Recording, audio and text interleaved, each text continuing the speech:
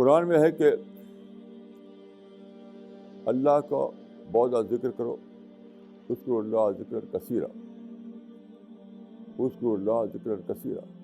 لیکن کیسے ذکر کرو یہ تو ہے نہیں، یہ تو ایک پرنسپل کی بات ہے.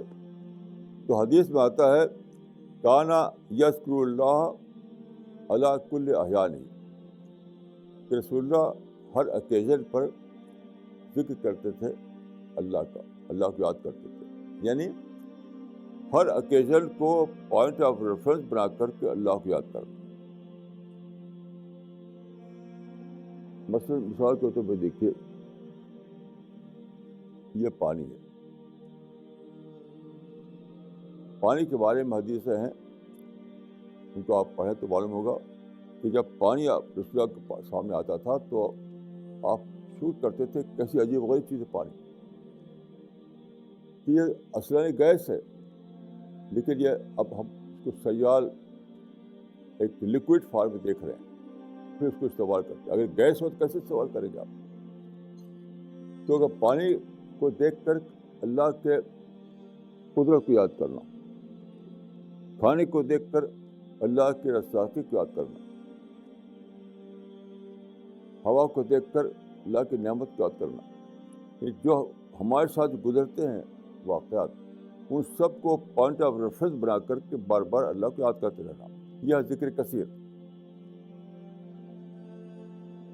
یہ ذکر کثیر. تو قرآن میں لفظ ذکر کثیر ہے، لیکن اپلائڈ وے میں تو ہے نہیں. اپلائڈ وے معلوم ہوتا ہے رسول اللہ کی زندگی سے، وہ سب حدیث میں ریکارڈ اس کا ہے.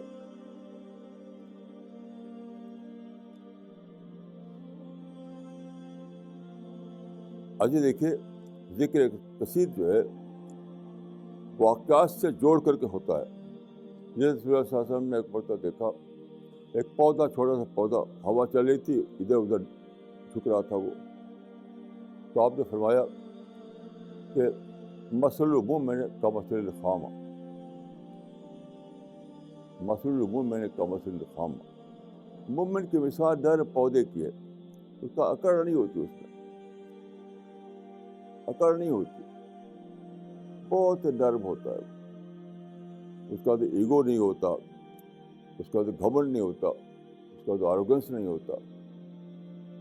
اس طرح آپ نے پودے کو دیکھ کر کے اس کے ریفرنس میں مومن کے تواضع کو، ماڈسٹی کو یاد کیا. تو اس کو اللہ ذکر کثیرہ جو ہے اس کا اپلائڈ فارم تو حدیث میں ہے. اگر آپ اپلائڈ فارم کو الگ کر دیں تو کیسے سمجھیں گے آپ؟ تو سب کچھ ویگ بن جائے گا، ابسٹریکٹ بن جائے گا، ابسٹریکٹ.